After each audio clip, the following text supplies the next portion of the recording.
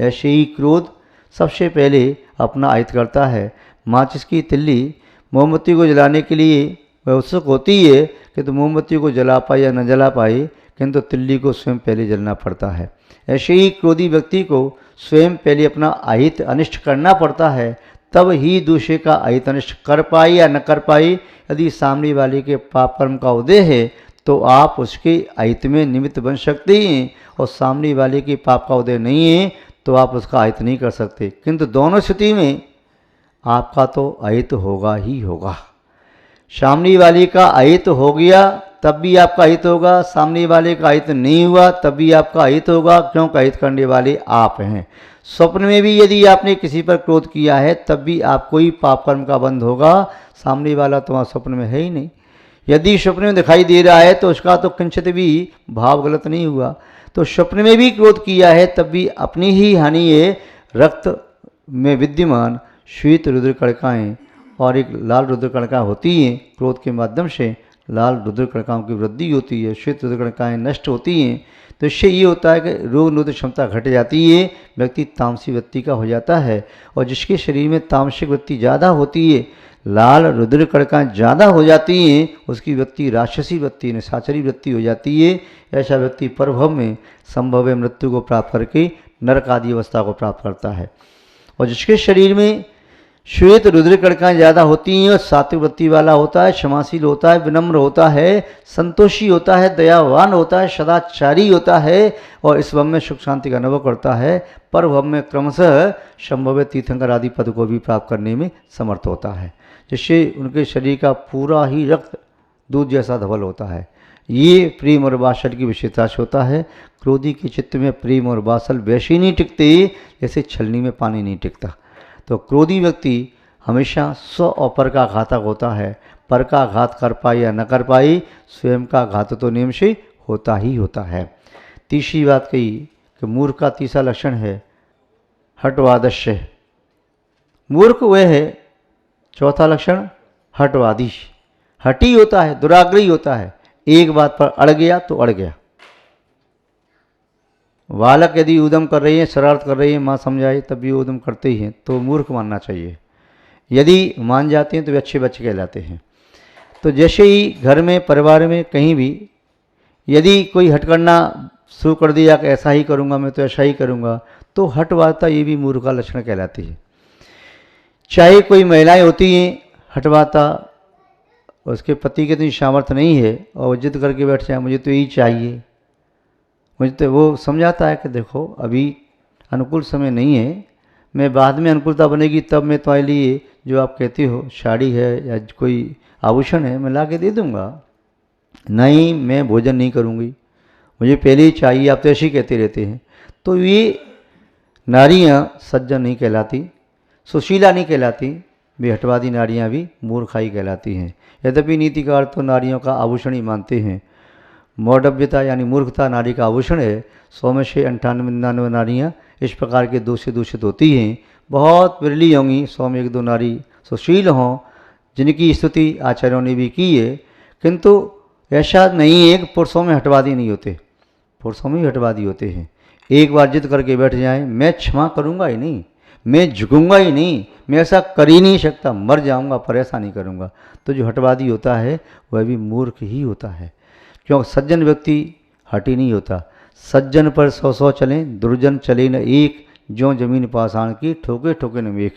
सज्जन व्यक्ति सोने की तरह से होता है, सोने को 100 बार तोड़ो और 100 बार अपने गहनी बनाओ, उसका कुछ नहीं बिगड़ता। परंतु दुर्जन मिट्टी के कुंभ की तरह से होता है, एक बार टूट गया तो अपने जुड़ने का नहीं। तो जो मूर्ख होता है वह दुर्जन होता है और दुर्वचन कहने वाला होता है, हठी होता है। एक बार बस पत्थर जैसा उसका भाव होता है, स्वभाव झुकता ही नहीं। वे बांस की लकड़ी जैसा नहीं होता, जैसे चाहो बेंत की लकड़ी जैसा, उसे जैसा चाहो घुमा लो, नहीं, वह तो पत्थर की तरह से शिला पत्थर की टूट जाएगी पर झुकने का नाम नहीं है।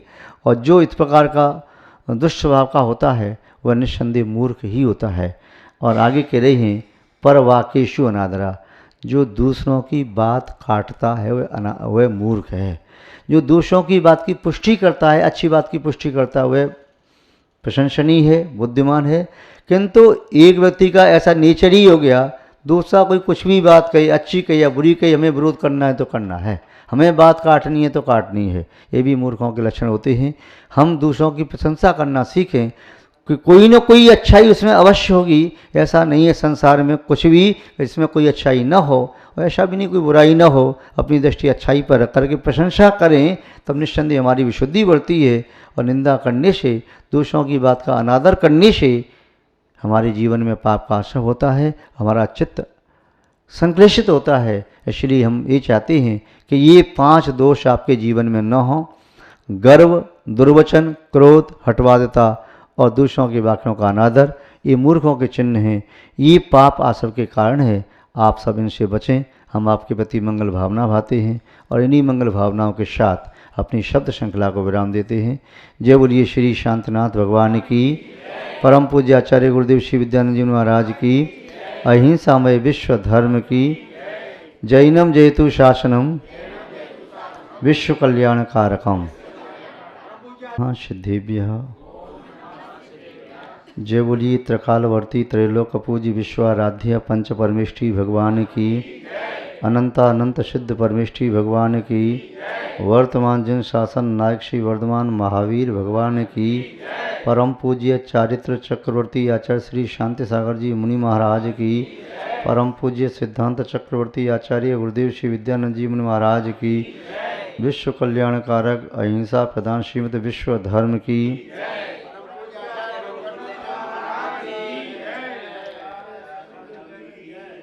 जैनम जयतु शासनम विश्व कल्याण कारकम। उपस्थित धर्म स्नेही भव्यवर पुंडरीक पुण्यात्मा महानुभाव, समुद्र रत्नों से खाली नहीं है, जंगल चंदन के वृक्षों से रिक्त नहीं है। शीप में भी मोती पाए जाते हैं और पुष्पों में गंध की कमी कभी नहीं हुई। चंद्रमा से चांदनी आज भी शीतल ही निकलती है। सूर्य भी अपने प्रकाश को वसुधा पर फैला करके अंधकार का नाश करने में समर्थ है।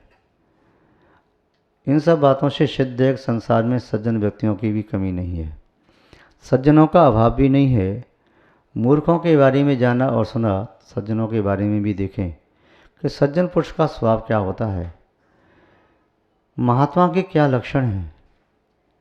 जैसा भी देखा कि महात्मा के सिर पर भाल पर कोई तिलक नहीं लगा होता या हाथ में कमल के पुष्प नहीं खिलते हुए होते हैं, किंतु उसकी प्रवृत्ति से, उसकी क्रिया और चर्या से कोई भी सामान्य व्यक्ति अंदाजा लगा सकता है कि कौन सज्जन है कौन दुर्जन है। उसे अपने आप से कहने की आवश्यकता नहीं पड़ती। पुष्प की गंध स्वतः ही जो गंध को जानने वाला व्यक्ति है पहचान लेता है। पुष्प ढोल नहीं बजाते, कोई कार्ड और पत्र नहीं भेजते कि मेरे अंदर सुगंध आ रही है, पराग आ रहा है।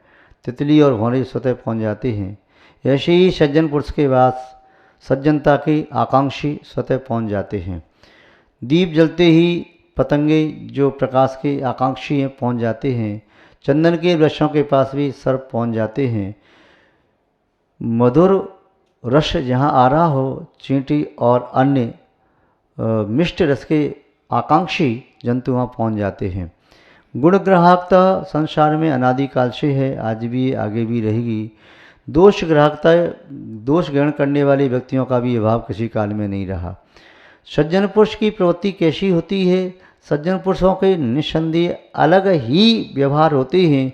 क्रिया एक ही हो किंतु क्रिया करने का तरीका अलग अलग होता है। दुर्जन भी बोलता है, सज्जन भी बोलता है। दुर्जन भी चलता है, सज्जन भी चलता है। दुर्जन भी खाता है, सज्जन भी खाता है। दुर्जन भी देखता है, सज्जन भी देखता है। दुर्जन भी अन्य क्रिया करता है, विषयों का सेवन, निद्रा, परग्रह का संशय आदि सब कार्य करता है। फिर भी सज्जन और दुर्जनों की क्रिया में बहुत अंतर है।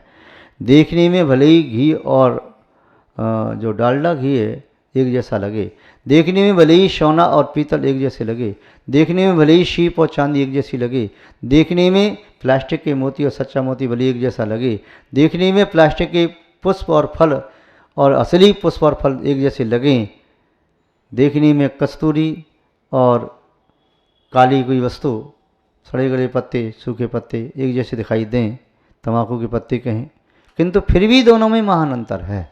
गुणवत्ता दोनों को पृथक करने वाली होती है। चंदन और केसर और हल्दी 3 वस्तु पीली होती हैं, किंतु तीनों के पीलेपन में भी अंतर है और तीनों की गुणवत्ता में भी अंतर है। मिश्री, नमक और कांच के टुकड़े तीनों एक जैसे दिखाई देते हैं दूर से, किंतु तीनों की गुणवत्ता में, स्वभाव में, लक्षण में बहुत अंतर है। ऐसे ही संसार में दुष्ट, सज्जन और सामान्य व्यक्ति तीनों में महान अंतर होता है। यहाँ पर महात्मा के बारे में, सज्जन पुरुष के बारे में हमें आशंकित कर रही हैं कि उसमें क्या क्या विशेषताएं होती हैं। आचार्य ने लिखा है, विपदि धैर्य मथा व्युदय क्षमा सदस्य वाक्य पटुता युधि विक्रम यशस चार विरुचि व्यसनम सतौ प्रगत सिद्ध मिदम ही महात्मा नाम। जो महान आत्मा हैं उनकी ये विशेषताएं प्रकृति सिद्ध हैं। प्रकृति सिद्ध मानी स्वभाव से ही।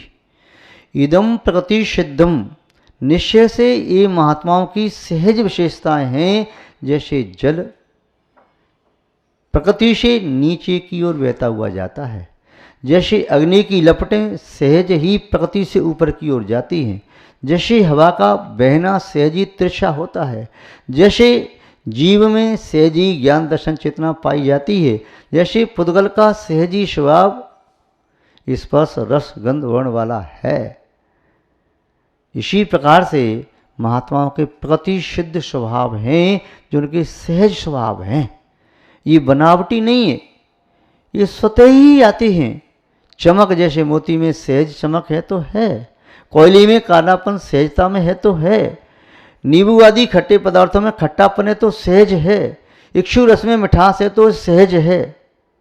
तो ये सहज है, इसका से कुछ किया नहीं, अपने आप सहज है। आकाश का सहज स्वभाव है निर्मलता, उसको कोई गंदा नहीं कर सकता। सूर्य का सहज स्वभाव है प्रकाश देना, वह कभी अंधकार नहीं उगलता। अग्नि का स्वभाव सहज है उष्णता, वह कभी शीतलता नहीं उगलती, ये सहज स्वभाव है। ऐसे ही महान पुरुष, उनके सहज स्वभाव है विपदि धैर्यम।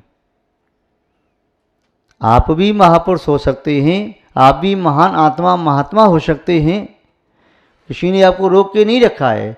ये 6 लक्षण आपकी आत्मा में प्रकट हो रही हैं, तो आप भी अपनी आत्मा को महान आत्मा समझें, आप भी अपने आप को महापुरुष समझें, और नहीं तो इन्हें प्रकट करने का सम्यक पुरुषार्थ करें। विपत्ति में धैर्य, आप कहेंगे बड़ा मुश्किल है, विपत्ति आ जाए, आकुलता व्याकुलता न हो तो बड़ा मुश्किल है। लोहे की चने चबाना सरल है, अग्नि के दरिया में तैरना सरल है, एवरेस्ट की चोटी चढ़ना सरल है, और समुद्र के पानी को मुख में भर लेना माना कि सरल हो जाए। गधे की सींग निकल आए, आकाश को मुट्ठी में बंद कर लें, ये बात तो हमें सरल दिखाई देती है, किंतु विपत्ति में धैर्य को धारण करना सरल नहीं लगता। आपत्ति विपत्ति आई, मन संक्लिष्ट न हो, मन में धैर्य भावना बनी रही, बहुत कठिन है, बहुत कठिन है। हाँ ठीक कह रहे आप। यदि कठिन नहीं होता तो संसार का प्रत्येक प्राणी महान पुरुष हो जाता, किंतु ये बात ध्यान रखना, असंभव नहीं है। असंभव नहीं है, कठिन जरूर है। और महापुरुष तो विरले ही होते हैं, हजारों में, लाखों में, करोड़ों में कोई एक महापुरुष निकल के आता है, उसकी प्रवृत्ति ऐसी होती है। श्री रामचंद्र की तरह से विपत्ति जीवन में कितनी भी आई पर धैर्य नहीं छोड़ा। राजा हरिश्चंद्र की तरह से विपत्ति आई पर धैर्य नहीं छोड़ा। या और भी अनेक महापुरुष हो सकते हैं जिन्होंने जीवन में धैर्य नहीं छोड़ा, विपत्ति के समय भी अन्याय का पथ नहीं अपनाया, विपत्ति में भी उन्होंने छल कपट मायाचारी नहीं की। धैर्य रहे, कोई बात नहीं, ये सोच करके आज पाप कर्म की वजह से मुझे विपत्ति मिली है, कल ये नष्ट हो जाएगी, शाश्वत नहीं है। अतिथि है, कौन अतिथि किसी के घर में स्थायी रहता है? चाहे पुण्य का उदय हो या पाप का, दोनों अतिथि हैं, दोनों चले जाएंगे। तो विपत्ति आई है तो ये भी चली जाएगी, इसमें मुझे धैर्य धारण करना है, समता भाव रखना है। तो महान पुरुष का लक्षण है, सहज लक्षण है, विपत्ति में भी कभी वह व्याकुल नहीं होते, वह धीर रहते हैं, गंभीर रहते हैं। दूसरा लक्षण कह रही हैं अभ्युदय क्षमा। जब व्यक्ति के पास कोई उपलब्धि होती है तो अंतरंग में परिणामों में कुछ चंचलता आती है, कुछ जोश आता है, कुछ उत्तेजना भी आती है, और दूसरे शब्दों में कहें लाइट मान कषाय आती है। डार्क वाली मान कषाय नहीं, मान कषाय तो होती है, एक गहरी मान कषाय होती है, एक हल्की मान कषाय, जिसे आपके शब्दों में कहते हैं स्वाभिमान, और वो थोड़ा अच्छी सी लगती है। जब भी कोई उपलब्धि होती है तो व्यक्ति की सहन शक्ति कम हो जाती है, फिर गुस्सा आ जाता है। सभा के बीच में एक किसी छोटे बालक से भी कोई आप अपशब्द कह दो तो वो कहेगा मेरा तो यहाँ सम्मान हो रहा था स्कूल की सभा में, सब बच्चों के सामने तुमने मुझे डांट दिया, तो सहन नहीं कर पाएगा। हो सकता है उसी बालक को कमरे में अकेले में डांटो तो शायद उसको उतना बुरा ना लगे। जब जब व्यक्ति को अभ्युदय प्राप्त होता है, बालक को अभी कुछ नहीं, केवल अल्फाबेट याद किया है और 10 बच्चों के सामने डांट दिया या उसके 2 भाई के सामने डांट दिया, तो उसे इतना खराब लग गया कि वह रूठ जाता है, मम्मी मैं तुमसे नहीं बोलूँगा, आपने डांट दिया सबके सामने। यानी इतनी उपलब्धि पर भी इतना अहंकार आ गया। यदि उपलब्धि नहीं होती, दूसरा वाला उसे याद नहीं है, उसे कह दिया तुम्हें कुछ नहीं आता, तो चुपचाप सुन लेता है और दूसरे को गुस्सा आ जाता है। फिर व्यक्ति को धन प्राप्त हो जाए, सुंदर तन प्राप्त हो जाए, अच्छा कंठ प्राप्त हो जाए, उसे कोई और सदकला प्राप्त हो जाए, उसे यश प्राप्त हो जाए, सब कुछ प्राप्त हो जाए, ऐसे अभ्युदय प्राप्त करने के उपरांत भी यदि व्यक्ति सरल सहज और क्षमाशील बन जाए, है ना आश्चर्य है? आपके लिए तो आश्चर्य है ना, किंतु असंभव नहीं, ये भी होते हैं। ऐसे आश्चर्य वाले पुरुष भी होते हैं, तो उन्हें कहते हैं अतिशयवान। तीर्थंकर आदि महापुरुषों के अतिशय क्यों कहते हैं? जन्म से ही उनकी प्रवृत्ति आश्चर्य से युक्त होती है, तो वे उनकी अतिशय कहलाती हैं, 34 अतिशय। तो जितना जितना अभ्युदय प्राप्त हो, त्यों त्यों उसके जीवन में विनम्रता, सरलता, सहजता आती जाए और क्षमावृत्ति हो जाए। एक व्यक्ति कहता है जब मेरे पास कुछ नहीं था, थोड़ी थोड़ी बातों पर मुझे क्रोध आता था, क्षमा नहीं करता था। अब जब मुझे अंतरंग में गुणों की प्राप्ति हुई है, तब क्रोध मुझे ढूंढे से मिलता नहीं, कहाँ गया क्रोध।